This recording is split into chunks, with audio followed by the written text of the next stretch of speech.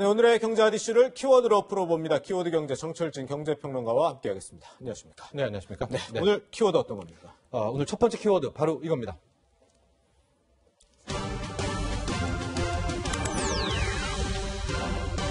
코로나 페이. 그러니까 문재인 대통령이 비상경제회의 주재를 해서 재난기본소득 지급하기로 결정을 한 거죠. 네, 조금 전에 끝났습니다. 문재인 대통령 주재로 현재 워낙 경제가 시급하니까요. 비상경제대책회의를 1차, 2차 하지 않았었습니까? 예, 그렇죠. 지금 3차 회의가 끝났는데 바로 여기에서 일명 코로나 페이, 이제 정식 명칭은 긴급재난지원금인데요. 네. 이것을 국민에게 지급하기로 결정했습니다. 예. 세부 사항은 조금 이따 우리가 하나씩 좀 짚어보기로 할 텐데요. 네네. 결국에는 이제 재난기본소득이라는 이야기로 시작됐다가 그렇죠. 이렇게 긴급재난지원금이라는 명칭으로 이제 국민에게 이제 현금성 지원이 나오게 됐다라는 것을 먼저 전해드립니다. 그러니까 재난기본소득은 원래 뭐 소득과 관계없이 전 국민에게 다 지급하겠다 이런 개념으로 시작됐는데 네.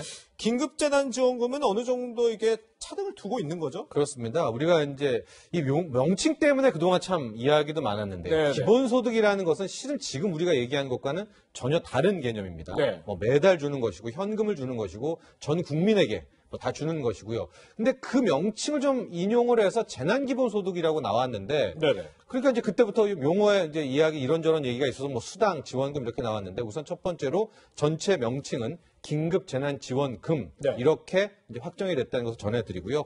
이제 지급하기로 했는데 그럼 누가 받느냐? 예. 대상도 확정이 됐습니다. 네네. 대상 같은 경우에는 중위소득 150% 이하입니다. 예. 저게 굉장히 어려운데요. 네네. 중위소득이라는 게 뭐냐면 우리나라 이제 소득하는 근로자 국민을 쫙 세웁니다. 네. 거기에 중간에 딱 서 있는 사람의 소득이 얼마냐? 이게 이제 1인, 2인, 3인, 4인 이렇게 가구당 이렇게 나오게 되는데요. 우리는 네네.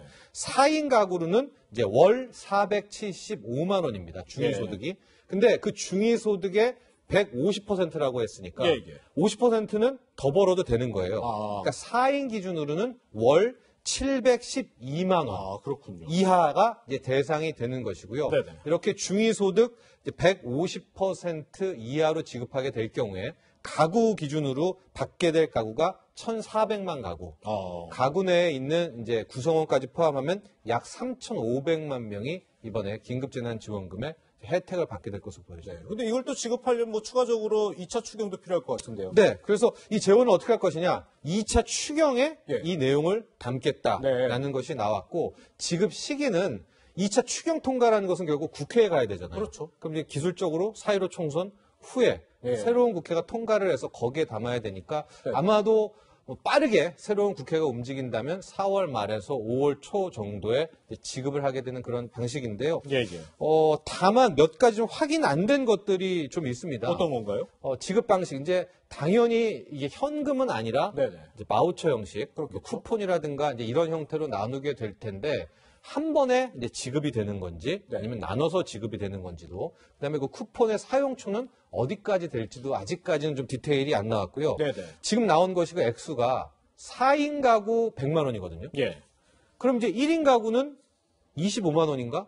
그럼 6인 가구는 어떻게 되나? 그러니까 그러네요. 예, 그 약간 지금 약간 러프하게 거칠게 100만 원보다 덜 받고 더 받는다 이런 표현이 됐지만 정확하게 1인 가구, 2인 가구, 3인 가구는 얼마씩이 지급될지도 아직은 안 나왔습니다. 이것도 곧 나오게 될 거고 가장 이제 마지막이 이제 지자체들과의 뭐 이런 어떤 중복 지원 그런 문제도 좀 남아 있죠. 그러니까요. 지금 사실 지자체들이 개별적으로 또 지급하는 곳이 있으니까 어느 지자체에 살면 더 많이 받고 어떤 지자체에 살면 덜 받고 이럴 수 있겠어요? 그렇습니다. 그래서 어제 또 오늘 오전까지 나온 언론들을 좀 보면 중앙정부가 지자체와 좀 협의하겠다라고 얘기는 했는데 그 내용은 지금 아직까지는 안 나왔습니다. 근데 지금 화면에 나오는 것처럼 형평성 논란이 좀 있는 것이고요. 그래서 이번에 지급되는 건 중앙정부가 지급하는 거 아니겠습니까? 그렇죠. 근데 광역자치단체도 지금 지급을 하고 있고요.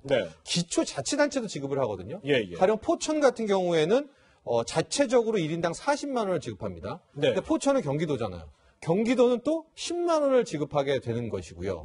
그 다음에 이번에 중앙정부가 이 4인 가구 100만 원을 하니까 1인 가구 25만 원이 나오게 되는 이제 저런 형태가 나오게 되는데 저 방금 표도 또 정확한 계산이 아닌 것이 앞서 말한 포천시라든가 경기도는 보편 지급입니다. 그러니까 모든 구성원에게 1인당 쏴주는 것이고요.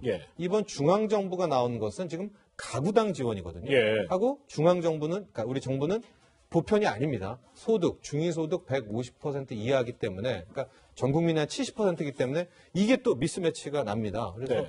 과연 이것을 조율을 할지 중앙정부가 아니면 그냥 지자체는 알아서 자율적으로 해라. 정부는 또 정부대로 하겠다. 이런 방침을 나오게 될지 이거는 이제 앞으로 계속 후속 보도를 봐야 될 것 같습니다. 네. 어쨌든 지금 총선 직후에 20대 국회 임기가 그래도 5월 말까지 하니까 그 전에 처리가 될지 아니면 그 이후에 새로운 국회에서 처리를 할지 좀 기다려봐야 될 것 같은데 그런데 김종인 미래통합당 총괄선대위원장이 이런 긴급 지원에 대해서 좀 부정적인 입장을 밝히면서 이런 의견을 내기도 했습니다. 한번 들어보시죠. 지금 당장이 경제에 비상적인 상황이기 때문에 소상공인 자영업자들에 대한 생계를 유지할 수 있는 방법을 강구하기 위해서 금년도 편성된 512조에 대한 예산에 한 20%를 절감하는 조치를 빨리 취해달라는 얘기를 갖다 했습니다. 가구당 100만 원씩 준다. 100만 원이 끝나면 그 다음에는 어떻게 할 거냐.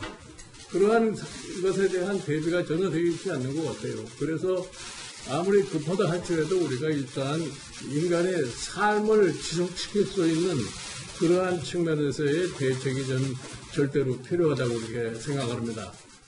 김종인 위원장의 얘기는 가구당 100만 원 줄 게 아니고 지금 500조가량의 예산의 한 20%를 관련 예산으로 써야 된다 이런 얘기 같네요. 그렇습니다. 그러니까 액수는 김종인 선대위원장이 얘기하는 게 더 크긴 한데 예. 지금 방식이 다른 겁니다. 예. 김종인 위원장은 바로 쏘지 말고 예. 일종의 큰 틀의 기금, 예. 펀드를 마련한 다음에 뭐 1차, 2차, 3차 계획을 가지고 쓰자. 다만 그 액수는 지금보다 훨씬 더 높여야 된다. 네. GDP 대비 20%까지 끌어올려야 된다. 약간 좀 결이 다른 이야기를 냈습니다. 네, 그렇군요. 지금까지 긴급 재난지원금 관련 속보 알아봤습니다. 오늘의 키워드 경제 정철진 경제평론가였습니다. 감사합니다.